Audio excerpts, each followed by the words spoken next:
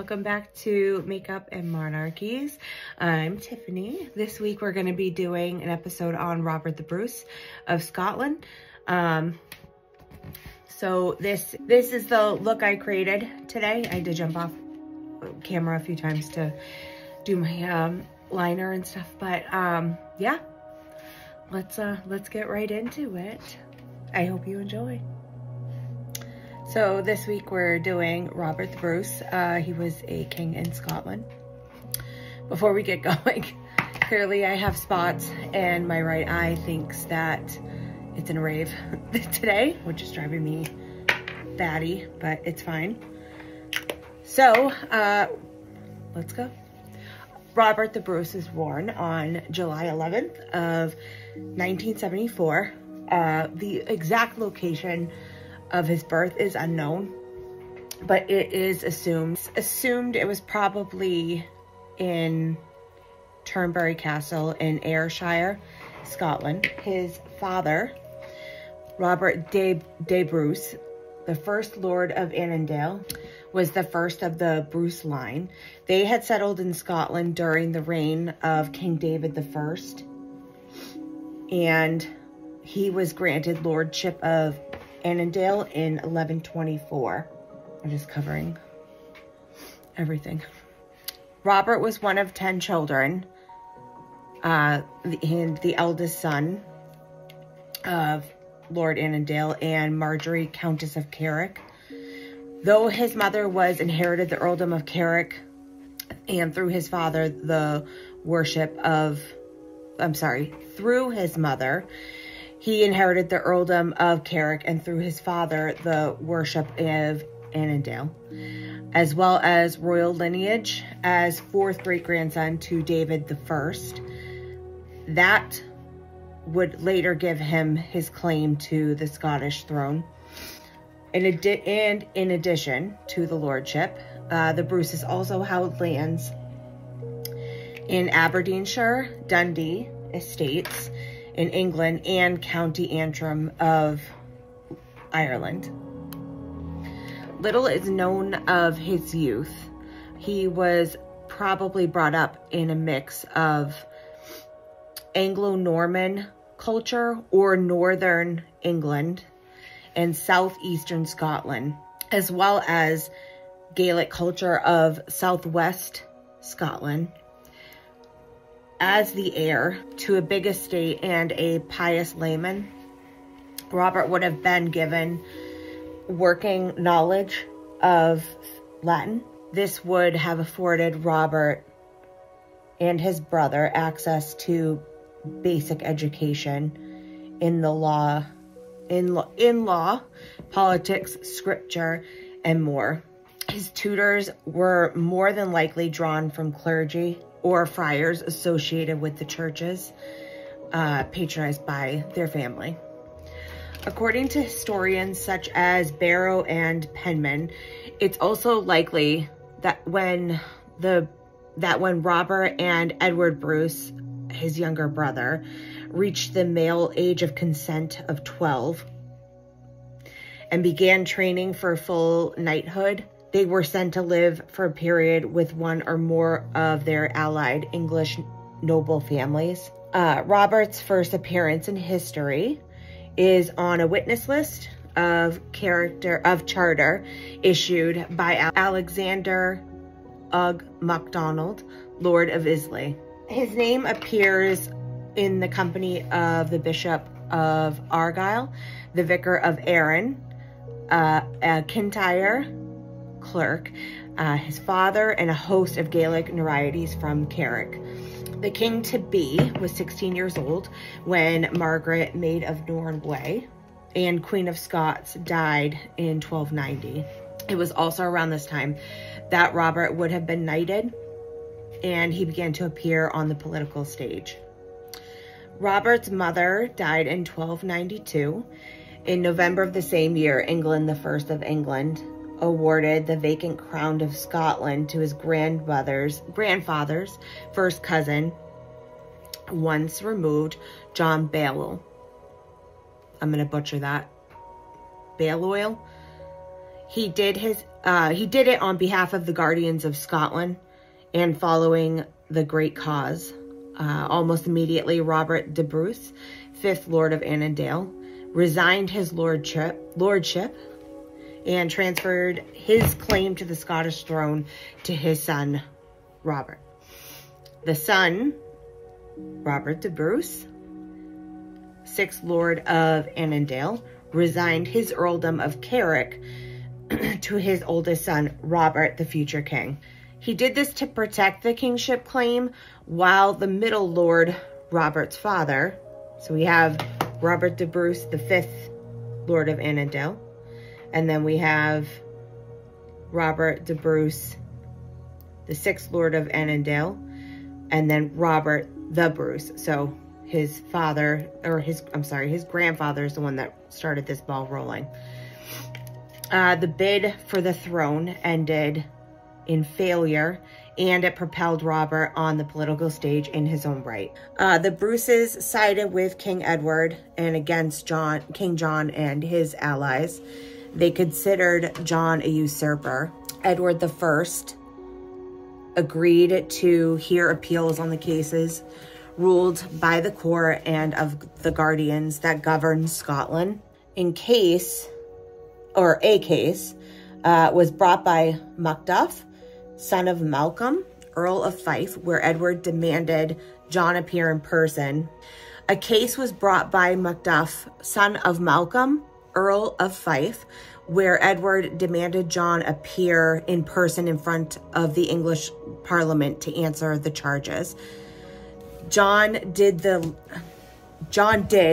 but the last straw was Edward's demand that the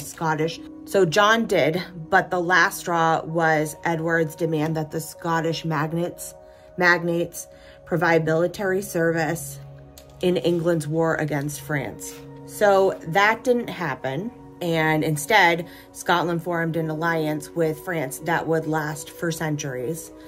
That is spoken about a lot in, if you've watched anything, the show Reign, it's talked about, and that's why Mary was sent to France, among other reasons, but that alliance was still there. Also, Outlander talks about it. So Outlander is in the 18th century, so 1700s. So that alliance lasted a long time. I'm sure I'll get to that and why it broke, but so this is where that alliance began. So King John ended up causing more trouble and pushing the Bruces to England, where Edward provided them with safe refuge. King John, I cannot talk today. King John seized their estates, and at this time, Robert married his first wife, Isabella of Mar. She died shortly after their marriage, either during or after the birth of their only child, Marjorie Bruce. So now we're going to get into the War of Independence for Scotland. This may seem very familiar to you if you've seen the movie Braveheart. And while it's a great movie, it's just that. It's a movie. It didn't contain a lot of factual information so knowing that, I do suggest watching it just because it's a really great movie. But we'll get into now the facts. So on March 26th of 1296, it was Easter Monday, and it was the beginning of something that would change Scotland. Seven Scottish earls made an attack on the city of Carlisle. Edward I found out about the alliance between France and Scotland and the attack of Carlisle, and then he invaded Scotland at the end of March. He took the town of Berwick in an attack. Edward deposed King John and placed him in the Tower of London, then installing Englishmen to govern Scotland.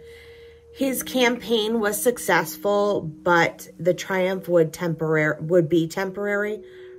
Robert de Bruce, Robert the Bruce's father, was among the 1,500 Scots at Berwick that swore an oath of fealty to King Edward. When the Scots revolt against Edward happened in 1297, James Stuart led a group of disaffected Scots into a rebellion. Our young Robert was now 22, and he was acting independently from his father. At this time, Robert left Carlisle and headed to Annandale, calling together the knights of his ancestral lands. July of 1297, letters were sent to Robert to support Edward's commander. He was a relative of Robert's, John de Warenne. He was the 6th Earl of Surrey. Instead of complying, Robert continued to support the revolt against England. So a letter was written by Hugh Cressingham. A letter written to Edward by Hugh Cressingham states that Robert was in the forefront of inciting rebellion. So on July 7th, Robert and his friends made terms with Edward in a treaty called the Capitulation of Irvine. The Bishop of Glasgow, James the Steward, and Sir Alexander Lindsay became sureties for Robert until he delivered his infant daughter as a hostage, and he never did that. William Wallace was resigned as Guardian of Scotland after his defeat at the Battle of Falkirk. He was succeeded by Robert and John Comyn as joint guardians. These two could not see past their personal differences, and he ended up resigning a year later. In 1302, Robert married his second wife, Elizabeth de Burgh, who he would go on to have 4 children with: David II, John, Matilda, and Margaret. Over the next few years, Edward invaded Scotland again. He was known as Edward the Longshanks and also the Hammer of Scotland. Now you're understanding why he has the latter nickname. He just was ruthless, awful. So when Edward had invaded Scotland again, and he stayed in Perth for some time, and Robert made a pact with William Lamberton, and this pact was interpreted as a sign of patriotism, even though it was thought that both men had already surrendered to the English. In 1305, William Wallace was captured near Glasgow and then brought to London, where he was hanged, drawn, and quartered on August 23rd. The following year, after making an agreement with Comyn betrayed the agreement to Edward, and Robert planned a meeting with Comyn in February. The meeting was held in the Chapel of Greyfriars Monastery in Dumfries. Robert murdered Comyn after stabbing him in front of the high altar. After accusations of treachery, Robert then attacked Dumfries Castle and the English garrison surrendered. Eventually, he was excommunicated for this crime. 6 weeks later, Robert was crowned King of Scots at Scone near Perth. Edward soon marched north again. Robert was defeated in June at the Battle of Methven and fled with his most devoted men. While this is happening, the Earl of Atholl made an attempt to take Robert's wife, the Queen, his daughter Marjorie, his sisters, and Isabella of Fife. I just want to do like a muted halo, like cafe latte, whatever they're calling that look now. Atholl was executed after a betrayal, and the women were held under awful circumstances. In the winter of 1306 to 1307, it's not clear where Robert was, but it's speculated that he spent that winter in the Hebrides. In February of 1307, Robert returned to Scotland and began a guerrilla war in the southwest. He moved north, overtaking Interlocks and Urquhart Castle. He burned Inverness Castle to the ground as well as Nairn. On July 7th of 1307, King Edward I died and left Robert opposed by the king's son, Edward II. He continued overtaking castles and ended up defeating the English at Aberdeen. Robert then ordered all Comyn family support to be extinguished. Since this family had regal pull for nearly 100 years, this was crucial for Robert and his rule. So in March of 1309, Robert held his first parliament at St. Andrews, and by August, he controlled all of Scotland north of the River Tay.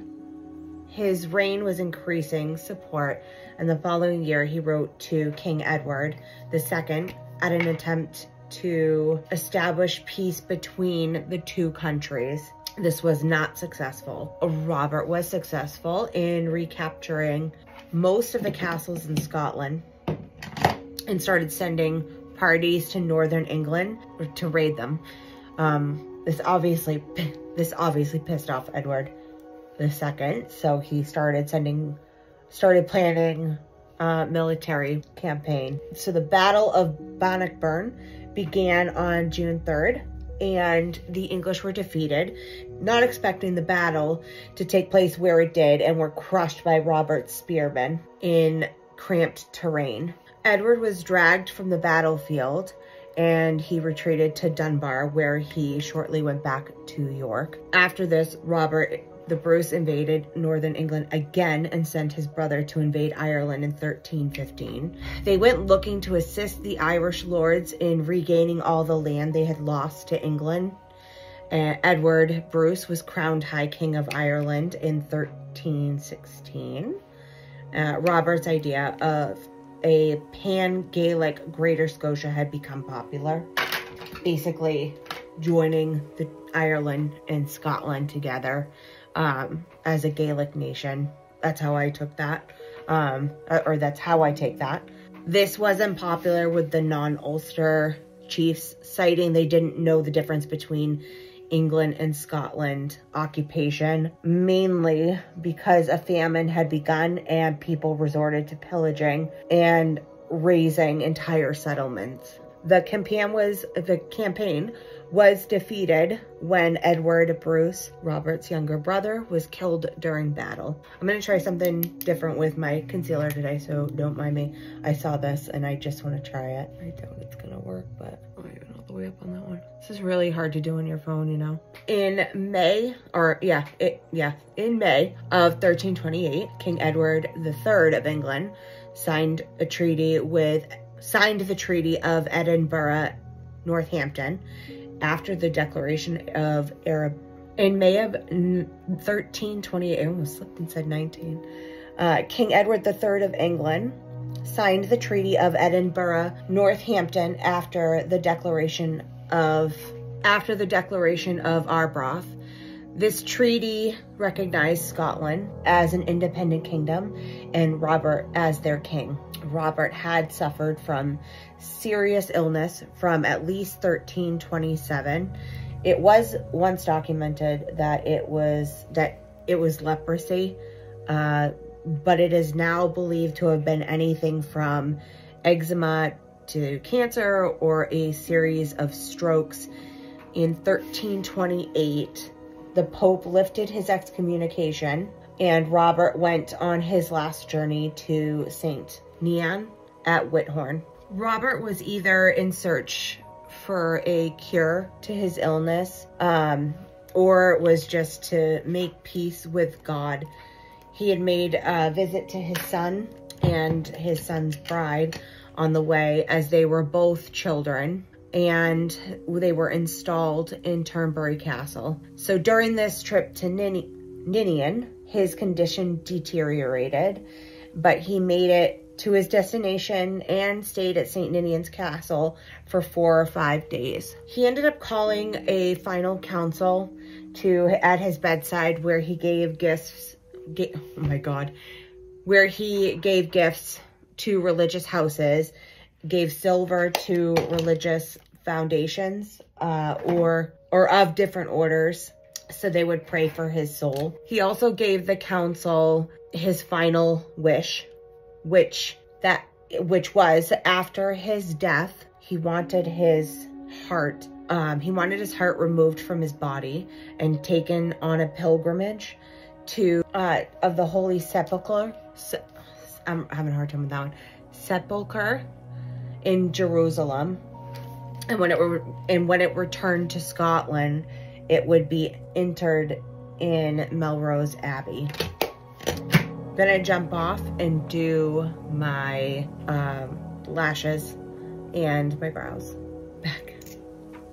At nearly 55 years old, Robert died on June 7th of 1329 at his home, the Manor of Cardross. It is still unclear what exactly caused his death, but they know it definitely wasn't leprosy. I mean, you kind of have to think back at that time, right? They didn't have a lot of medical knowledge like we do now, so I'm sure they saw something and like just jumped the gun, and different time, right? His funeral was a grand affair. His body was buried in the floor under a stone vault in Dunfermline Abbey. So the story about his heart, hold on, let me go on this. So about his heart, it didn't make it to Jerusalem. The pilgrimage made it to Spain, but after some drama there, the heart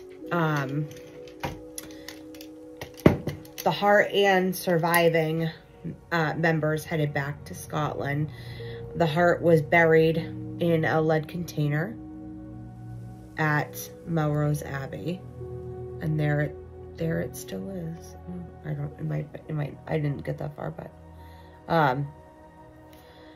anyways, oh, I just messed that up. So that is my episode on Robert the Bruce. I'm just gonna finish up a little. I'm almost done. I am done. There we go. So I just jumped off to finish up my lips and did my hair and all that jazz. That's this episode. I hope you enjoyed it. Per usual, all the products I used are listed down below. Let me know if you liked this by hitting the hit the like button if you liked it. If it's something you're into and you want to hear more of, hit the subscribe button. And that's it. I'll see you next time. Thanks. Bye.